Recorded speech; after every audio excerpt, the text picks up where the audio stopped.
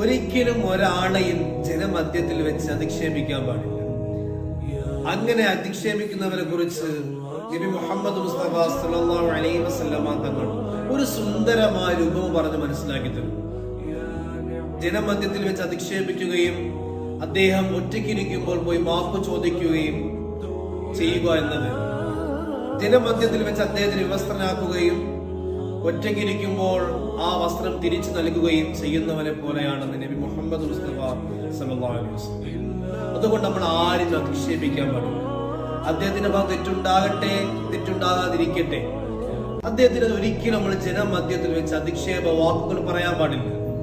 ഒറ്റയ്ക്കിരിക്കുമ്പോൾ പോയി തിരുത്തുകയും അതിനെപ്പറ്റി പറഞ്ഞ് മനസ്സിലാക്കി കൊടുക്കുകയുമാണ് വേണ്ടത്.